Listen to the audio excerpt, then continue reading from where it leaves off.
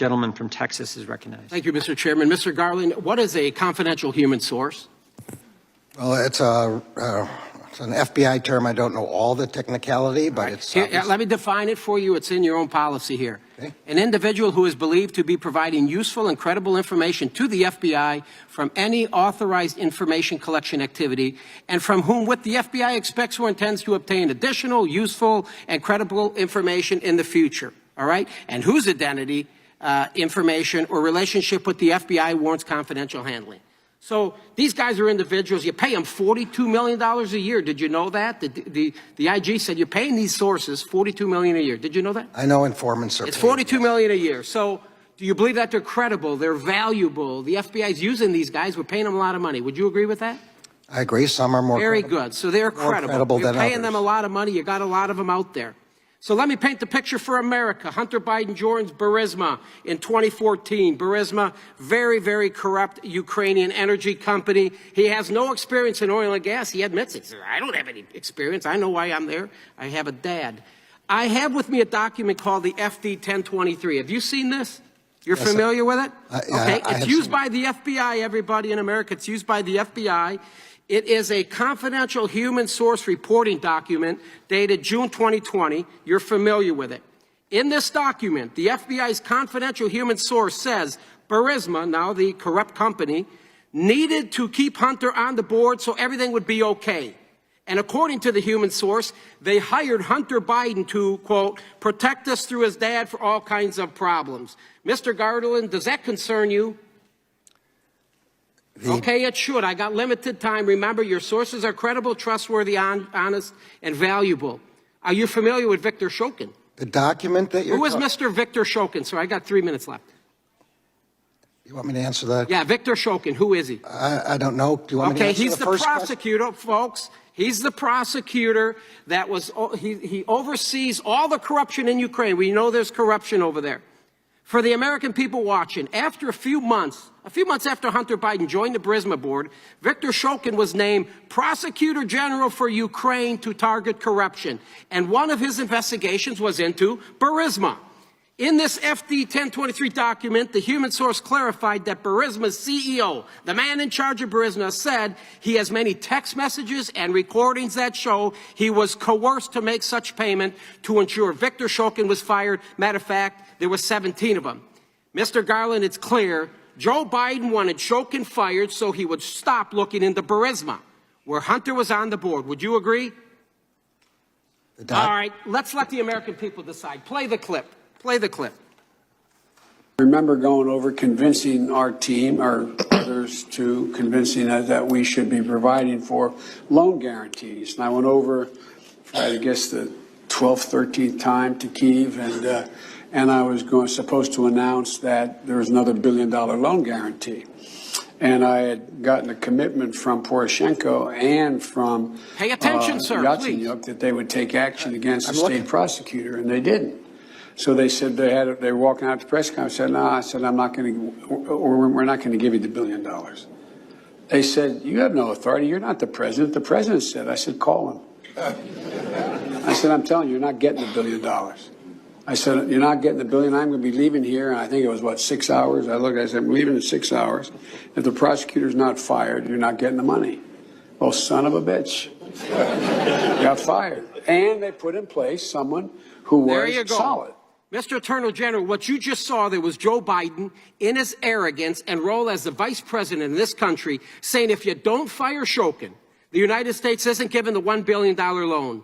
Why would Joe Biden say that as the vice president? Why would he say such a thing? Was it policy? Was it our policy at the time? Yes or no? It wasn't. I have documents here. Interagency Policy Committee dated October 15th. Point of information, is the gentleman ever going to let the gentleman I'm on my answer time, pipe down.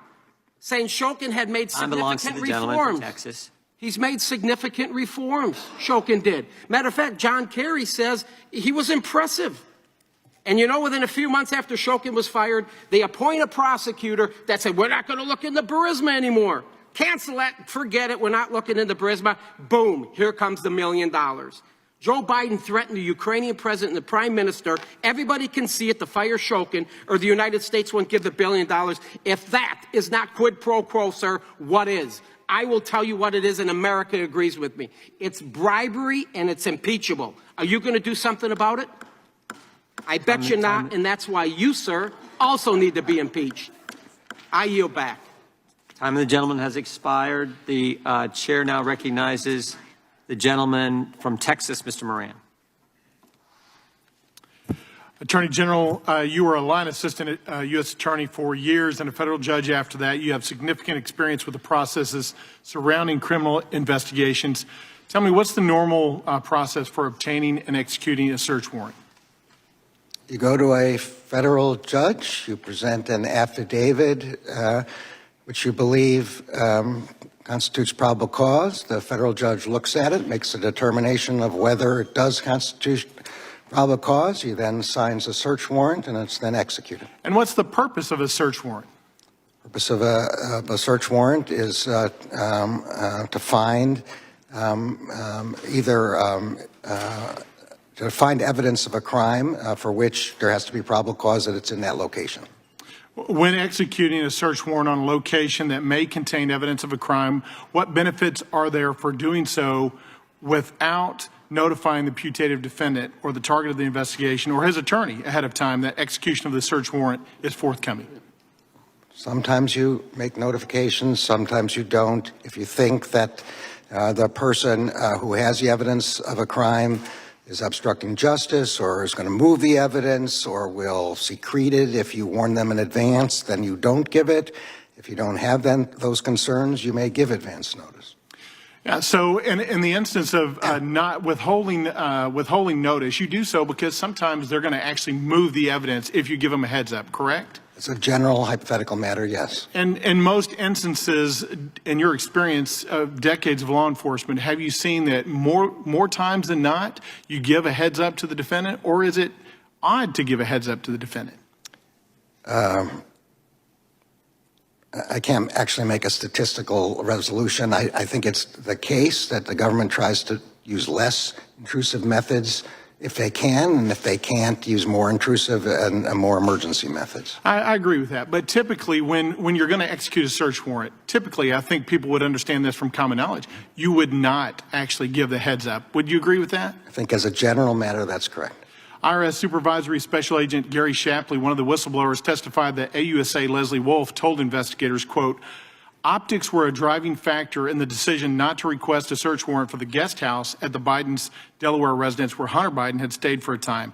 AUSA Wolf further told the investigators that, quote, there was more than enough probable cause for the physical search warrant there, but the question was whether the juice was worth the squeeze. And she further said, quote, a lot of evidence in the investigation would be found in the guest house of former Vice President Biden, but there is no way investigators will get that approved. Now, do you agree with Ms. Wolf that optics of an investigation should be the driving factor in law enforcement decisions when investigating potential crimes? I have to say again, as I said before, singling out assistant U.S. attorneys is a dangerous matter. The supervisor of that case is Mr. Weiss. He is the one who made the decisions in that case. He is the one who can answer questions as to whether those things happened or whether they didn't. So let's take her out of the equation then. Let's just take the statement generally. Do you believe that optics of an investigation should be a driving factor in law enforcement decisions as to whether or not to execute a search warrant or not? The Justice Department has standards for its work, and improper considerations are not part of those. The only questions are those driven by the facts and the law. Mr. Shapley also testified that AUSA Wolf objected to a search warrant IRS investigators requested for a storage unit purportedly containing all the documents from the vacated office of the law firm owned by Hunter Biden. Investigators scheduled a call with U.S. Attorney Weiss, who agreed that they could search the storage unit if it remained abandoned for 30 days. But immediately after the call, investigators learned that AUSA Wolf had reached out to Hunter Biden's defense counsel to tell them about the storage unit, effectively ruining investigators' chance to access potentially critical evidence. In your experience, as you said earlier, this is not the typical thing that happens, correct? Once again, I don't know anything about these allegations. I don't know whether they are correct or not. These are questions most appropriately put to Mr. Weiss at the appropriate time and to be covered in his report if he thinks that's the appropriate way to resolve. Can you conceive of a reason why Mr. Weiss or Ms. Wolf would have given a heads up to Hunter Biden's legal team that the search of the storage unit was forthcoming? I'm not going to get into hypotheticals about this. For somebody that was involved in the investigation at that point, who was literally delaying obtaining potential evidence in the case, do you think it was appropriate that then she was involved in the negotiation of the IRS deal with Hunter Biden? I'm not actually following the question. I'm assisting U.S. attorneys who participate in investigation, also participate in prosecutions. Is that what you're asking? Attorney General, I appreciate your time here today, but I'm concerned that these facts are just some examples of what's been going on here where, I apologize, I know my time's out. I yield back. Thank you for your time. Time the gentleman's expired. The gentleman from Maryland is recognized for unanimous consent. Thank you, Mr. Chairman. I guess I had my 5 minutes. I would ask for the unanimous consent to offer some exhibits.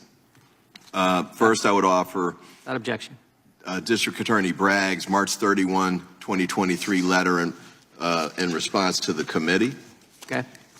I would offer the letter from Attorney Abby Lowell, Hunter Biden's attorney, to the Committee of Judiciary Oversight and Ways and Means, dated September 14, 2023, and its attachments. Without objection.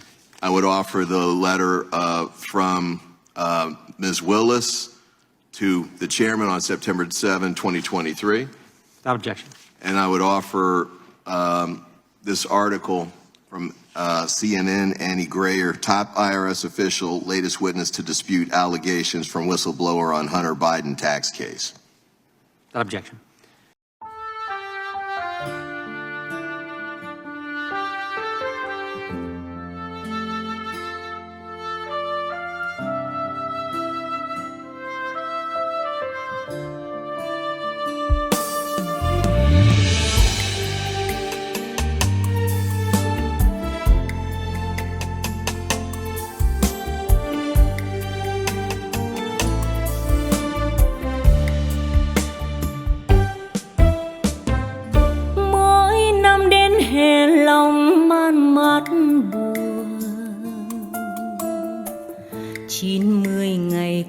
Chứa chan tình thương,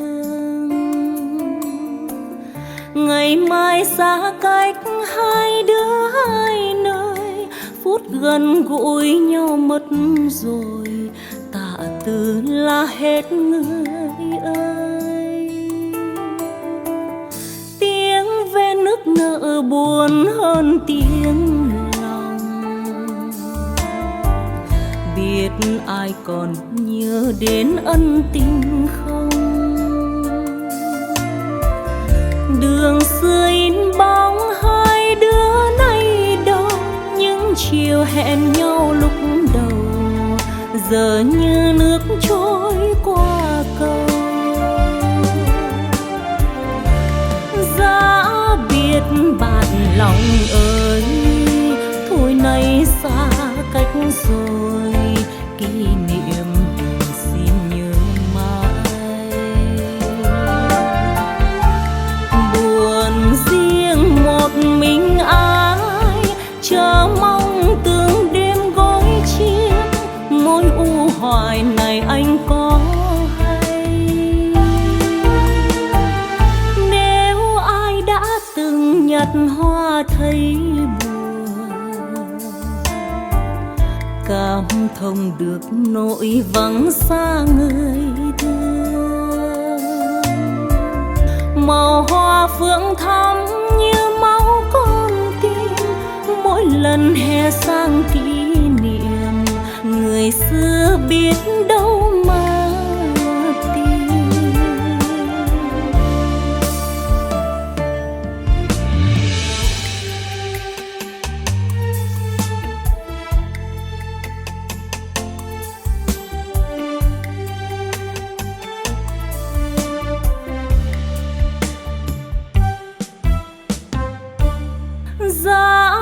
biết bạn lòng ơi, thôi nay xa cách rồi, kỷ niệm xin nhớ mãi. Buồn riêng một mình ai, chờ mong từng đêm gối chiếc, mối u hoài này anh có hay? Nếu ai đã từng nhặt hoa thấy buồn, cảm thông được nỗi vắng xa người thương. Màu hoa phượng thắm như máu con tim, mỗi lần hè sang kỷ niệm, người xưa biết đâu mà tìm. Màu hoa phượng thắm như máu con tim, mỗi lần hè sang kỷ niệm, người xưa biết đâu mà tìm.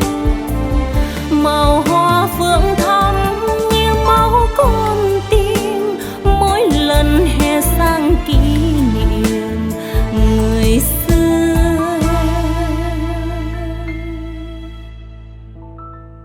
biết